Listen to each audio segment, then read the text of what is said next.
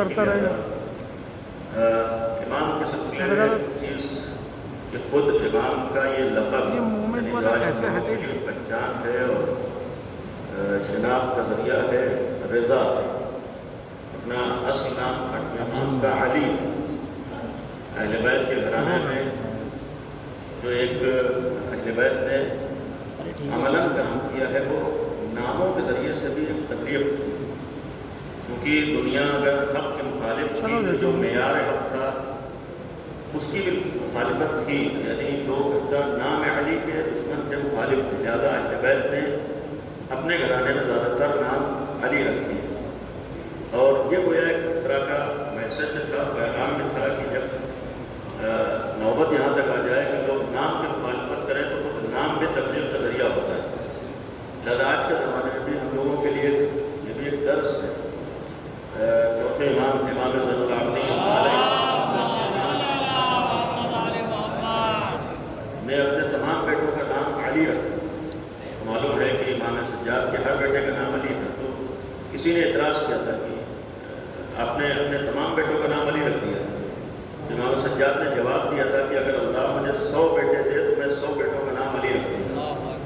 یہ خود ایک گویا پیغام ہے. اس میں آج درمیان میں کوشش کریں کہ ہم لوگ نام اچھے رکھیں. آج کے زمانے کے حساب سے آدمی سوچتا ہے بالکل یونیک نام ہو، بالکل نیا نام ہو اور ایسا نام ہو جو کسی نے رکھا ہو. اس نئے ناموں کے بجائے ہم لوگ سوچیں کہ ایسا نام رکھیں کہ ہمارے بچے پہ اچھا اثر ہو. کیونکہ ایک روایت ہے نہج البلاغہ میں آپ نے پڑھی ہوگی، امیر المومنین مولا کائنات حضرت علی ابن ابی طالب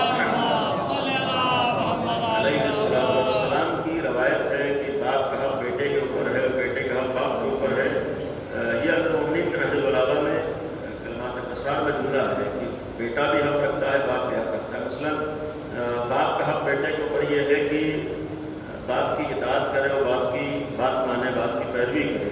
یہ مولا کائنات نے فرمایا. اور فرمایا کہ بیٹے کا حق باپ کے اوپر یہ ہے. 3 حق وہاں بیان کیا. ایک حق یہ ہے کہ اس کی اچھی تربیت کرے، ادب سکھائے، تہذیب سکھائے، اس کو قرآن سے آشنا کرے، قرآن کی تعلیم دے. اور تیسرا حق وہاں پر امام نے فرمایا ہر باپ کا حق یہ ہے کہ اپنے بیٹے کا اچھا نام رکھے. اور دنیا میں سب سے اچھا اگر نام ہے تو اہل بیت کا نام ہے. ہم لوگ یہ نہ سوچیں کہ ہمارے خاندان میں فلاں کا نام تو یہ ہے تو ہم کیوں نہ رکھیں. نہیں، ہمارے یہاں یہ ہے اگر بالکل گھر میں کئی نام ایک طرح کے ہو جائے تو وہ جتنی برکتیں اتنا اچھا ہے. اس کا ایک فائدہ یہ ہوتا ہے کہ مثال کے طور پر کسی کا نام علی ہے تو کچھ بھی ہو نام اس شخص کا علی ہے، لیکن آپ جب بھی نام علی زبان پر لا رہے ہیں تو ایک مقدس نام آپ کے زبان کے اوپر آ رہا ہے. یہ خود ایک عبادت ہو رہی ہے، اس کے خود اثرات ہیں، اچھے اثرات سامنے آتے ہیں. تو یہ ایک فائدہ ہے ناموں کا. نام بھی اچھے رکھنا چاہیے اور نام کا بھی خیال کرنا چاہیے. دوسری چیز یہ ہے کہ نام کے سلسلے میں جو بات تھی کہ نام علی ہے لیکن لقب کیا ہے؟ رضا. رضا کے بہت سے معنی ہیں. ایک معنی یہ ہے کہ امام رضا نے اپنے کو وہاں تک پہنچایا تھا کہ ان سے ہر ایک راضی تھا. یعنی اللہ کے راضی ہے وہ تو اپنی جگہ مسلم ہے، اہل بیت راضی ہیں، رسول راضی ہیں، قرآن راضی ہے، دین راضی ہے، ان سے اپنے راضی ہیں. حتیٰ امام رضا وہ تھے جن سے دشمن بھی راضی تھے. یعنی یہ ایک انسان کا کمال ہے اور کردار ہے اور انسان کی اہمیت ہے کہ مخالف بھی اس سے راضی ہو. امام رضا کی ایک پہچان یہ تھی رضا یعنی راضی جس سے لوگ ہوں. ایک اور وجہ تھی رضا کی، یعنی پوری زندگی اللہ کی رضا کا خیال رکھا. کیونکہ اہل بیت کی 2 پہچانیں رہی ہیں، یہ ہمیشہ راضی بھی رہے ہیں، مرضی بھی رہے ہیں. یعنی وہ کام کیا ہے جس سے اللہ راضی ہو اور پھر اپنے کو گویا پوری زندگی اللہ کے ہر فیصلے سے راضی رہے. اب یہاں پر ایک بات ہے، امام رضا کی زندگی کے گویا وقت نہیں ہے اس لقب کو نگاہوں میں رکھتے ہوئے کہ چونکہ نام رضا تھا. رضا کا ایک مطلب یہ تھا کہ امام رضا نے سب کچھ ہو کر کبھی اپنی مرضی کو نہیں دیکھا، بلکہ اپنی مرضی کو اللہ کی مرضی اور دین کی مرضی کے سانچے میں ڈالا ہے. آدمی جتنا پڑھ لکھ جائے لیکن امام رضا زیادہ عالم نہیں ہو سکتا. جتنا پڑھا بھی اس کے پاس ڈگریاں جائیں اور تعلیم ہو جائے، امام رضا سے بڑا عالم نہیں ہو سکتا.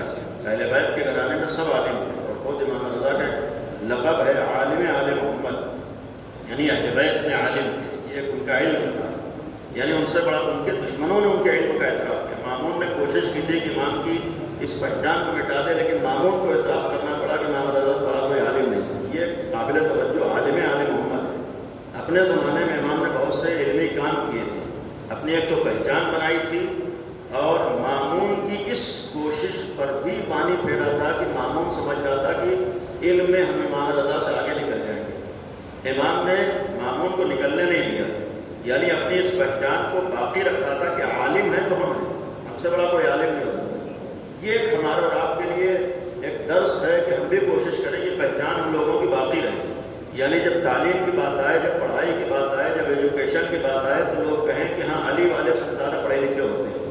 یہ ہونا چاہیے، ہم لوگوں کی ایک کوشش ہو۔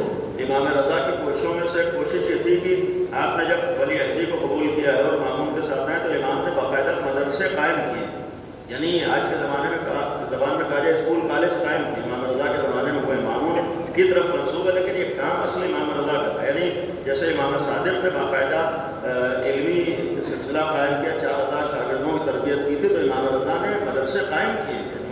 مشہد میں باقاعدہ منظم طریقے پر مدرسے تھے، اسکول تھے، یعنی آج ہم لوگوں کے لیے بھی اگر حالات ایسے سازگار ہوں اور موقع ہو تو ایک ہم لوگوں کی ذمہ داری اچھے اسکول اور کالج کا قیام بھی ہونا چاہیے، یعنی ایک معیاری جو واقعی معلوم ہو کہ ہاں شیعوں کے اسکول ہیں، علی والوں کے اسکول ہونا چاہیے۔ اور صرف ایک تو آج کے زمانے میں اگر حالات کو دیکھیں، ضرورتوں کو دیکھیں تو ایک تو اسکول سے کام چلنے والا نہیں ہے۔ آج تو ہر محلے میں شیعوں کا معیاری اسکول ہونا چاہیے، آج تو ہر شہر میں شیعوں کا معیاری کالج ہونا چاہیے۔ آج ہمارے دور کی ضرورت ہے کہ ہم لوگ اسکول کالج کو بھی اہمیت دیں۔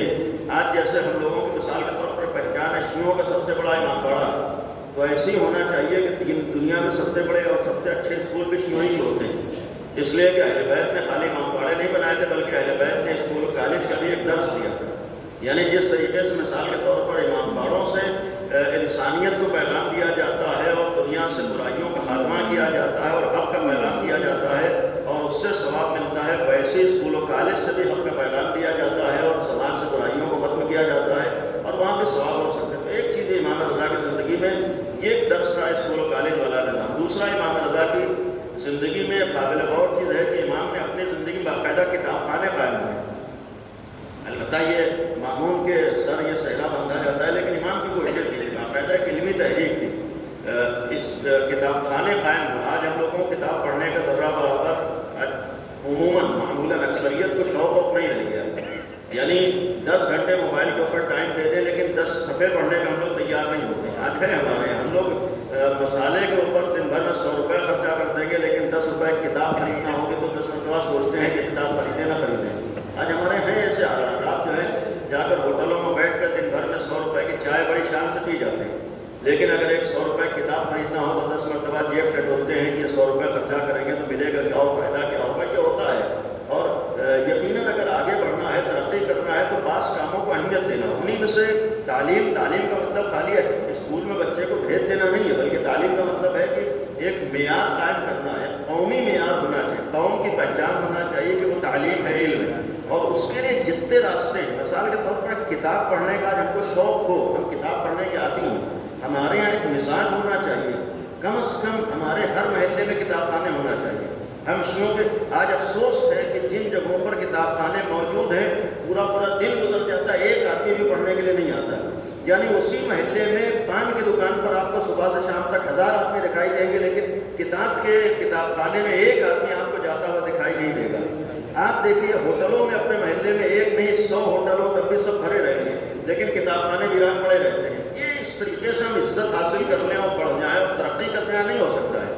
ہم ترقی اگر کریں گے، ہمیں آگے بڑھیں گے تو اس وقت بڑھیں گے جو ہماری پہچانیں تھیں وہ باقی رہیں، یعنی ہماری پہچان، ہماری صلاحیتیں ہوں، ہمارا علم ہو، ہمارا گویا یہ معیار ہونا چاہیے جو اہل بیت کی پہچان۔ تو یہ بھی ایک امام کی کوشش تھی، یعنی اس طریقے سے عالم تھے، مقصد یہ تھا کہ ان سے بڑا کوئی عالم نہیں ہے، تب بھی امام نے پڑھا لکھا ہو کر اور عالم ہو کر اور باصلاحیت ہو کر کبھی نہیں سوچا کہ جو ہم کہہ رہے ہیں وہی صحیح ہے یا جو ہماری سمجھ میں ہے، جبکہ ان کی سمجھ معیار تھی، اللہ نے ان کی سمجھ کو دین کے لیے معیار بنایا تھا۔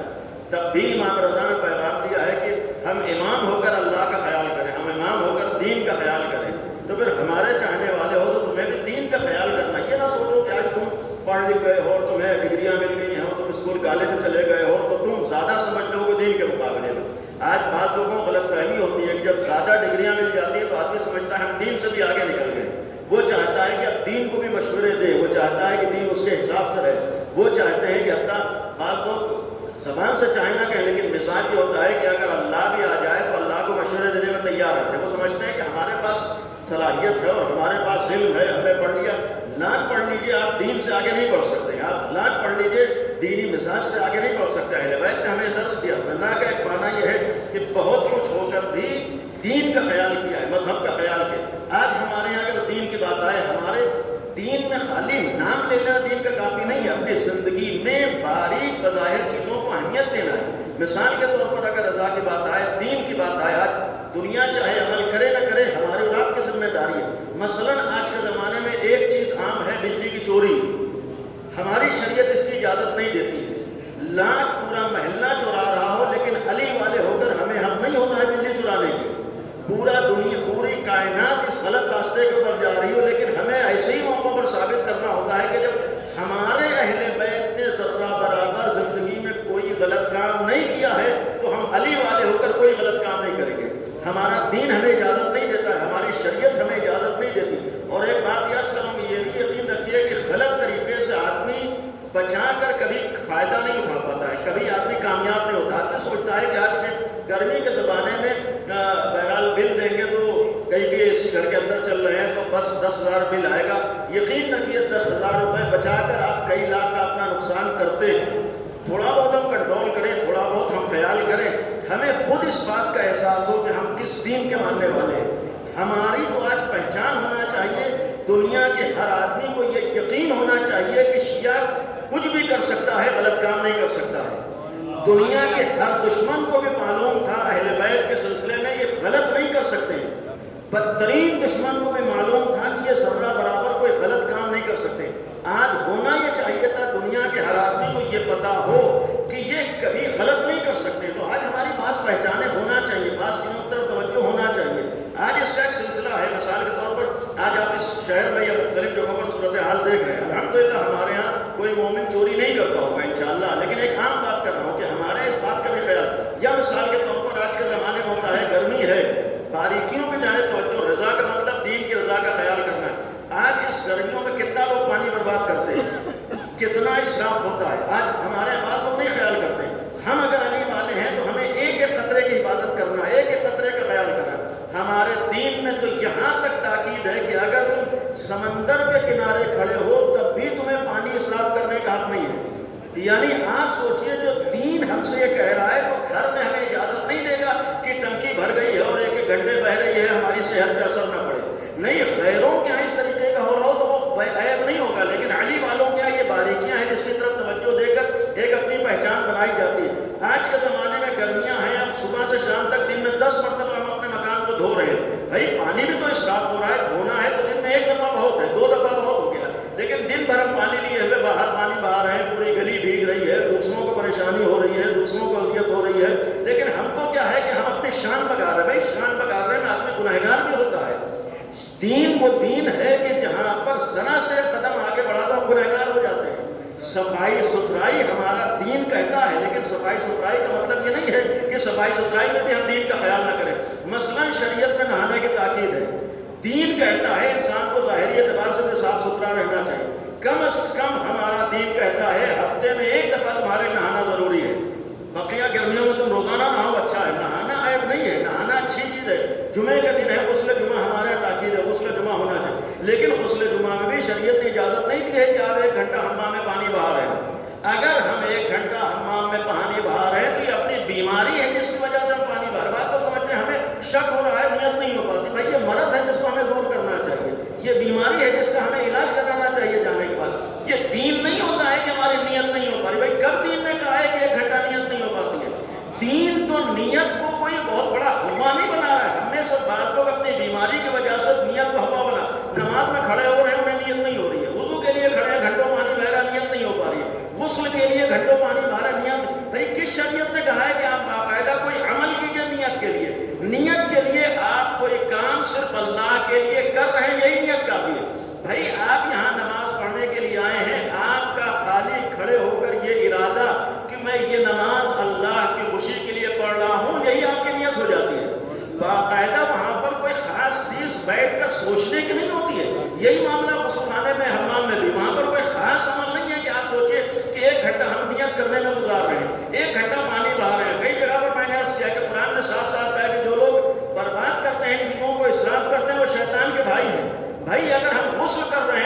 کرنے میں شیطان کے بھائی کیوں بن رہے ہیں؟ ہم اللہ والے ہیں، اللہ والے بن کر عمل کر رہے ہیں. ہم اگر وضو کر رہے ہیں تو وہاں پر بھی تو یہ بھی ایک مسئلہ ہے جس کی طرف ہم توجہ رکھیں کہ ہمارے ہاں غسل میں بھی بہرحال پانی کلی طور پر تھا کہ پانی کے بھی ہمارے یہاں بربادی نہ ہو، پانی کا خیال رکھیں. اور اس سلسلے میں بات آ گئی تو آج کے زمانے میں جو بظاہر حالات ہیں، یہ اللہ کا شکر و جلال یہ کہ ابھی آپ کے شہر کو نوبت نہیں آئی، ورنہ اسی آپ کے ملک میں ایسے ایسے شہر ہیں کہ جہاں پر پینے کے پانی کے لیے آدمی کو پریشان ہونا پڑتا ہے. یہ جو لوگ بڑی شان سے آپ کے شہر میں بھی بعض ایسے گھر ہیں جہاں پر آسانی سے پانی فراہم نہیں ہو پاتا، لیکن اگر اللہ نے انتظام کر دیا ہے تو بعض لوگوں کی غلط فہمی ہوتی ہے کس کی جیب سے پیسہ جا رہا ہے. ہماری جیب سے تو جا رہا ہے بھائی، ہماری جیب سے جا رہا ہے، لیکن شریعت نے اجازت تھوڑی دی ہے کہ برباد کریں ہم اپنی جیب کا پیسہ. دین میں ہم سوچتے ہیں کہ بل ہم ہی تو دے رہے ہیں، جتنا چاہے پانی برباد کریں، ہماری شریعت اجازت نہیں دے رہی. آپ لاکھ بل دے رہے ہو تب بھی آپ کو حق نہیں ہے پانی برباد کرنے کا. تو یہ رضا کے ایک معنی یہی ہے کہ اگر ہم امام رضا کے ماننے والے ہیں تو ہمیں زندگی میں امام کی مرضی کو دیکھنا ہے، قدم قدم پر امام کی مرضی کا خیال کرنا ہے. علیہ السلام یہ سوچیں کہ ہمارا دین کس سے راضی ہے. یقین رکھیے کہ اگر یہ صرف ایک ایسا فارمولہ ہے کہ اگر ہم خیال کر لے جائیں دنیا میں ترقی بھی ہم ہی کریں گے، عزت بھی ہم ہی کو ملے گی، وقار بھی ہمارا ہی ہوگا، آگے بھی ہم ہی بڑھیں گے، بلندیوں کی طرف ہم ہی جائیں گے. اس لیے کہ بظاہر دیکھنے میں بڑی معمولی چیز ہے رضا، لیکن یہی رضا آدمی کی کامیابی کی ضمانت ہے. امام رضا در حقیقت کامیابی کی ضمانت ہے. انشاءاللہ اللہ سے دعا ہے کہ اللہ ہم لوگوں کو دین کی مرضی کا خیال کرنے کی توفیق عنایت فرمائے. ایک بات بہرحال 5 منٹ ابھی باقی ہیں، مسئلے کے سلسلے میں بھی عرض کر دوں. لیکن جو جمعے کا مسئلہ ہے بیان ہوتا رہتا ہے، لیکن بعض مسائل کی یاد دہانی بھی ضروری ہے. الحمدللہ سب کو مسئلے مسائل معلوم ہیں، لیکن مسئلے مسائل کی طرف تھوڑی توجہ کی ضرورت ہوتی ہے. جماعت کا ایک مفہوم یہ بھی ہوتا ہے کہ جماعت میں ثواب تو بہت ہے، یعنی نماز جماعت میں ثواب بہت ہے، جتنے لوگ پڑھیں گے اتنا ثواب پڑتا ہے، فائدے بہت ہیں. بعض نمازیں جماعتی سے ہو سکتی ہیں، مثلا جمعہ ہم اکیلے نہیں پڑھ سکتے، فرادہ نہیں ہو سکتا، اس میں جماعت شرط ہے. جماعت کا ثواب ہے، لیکن جماعت کے ثواب میں البتہ ایک ثواب یہ بھی ہوتا ہے، فائدہ یہ ہوتا ہے کہ جماعت میں جتنے لوگ پڑھیں گے نماز کا صحیح ہونا اور ہے، یعنی ہماری ذمہ داری صحیح نماز پڑھنا، قبول کرنا اللہ کا کام ہے. یہاں پر کوئی گارنٹی نہیں لے سکتا ہے کہ ہماری نماز ایسی ہے تو اللہ قبول کر لے گا. کوشش کرنا ہماری ذمہ داری ہے، قبولیت کی کوئی گارنٹی کوئی نہیں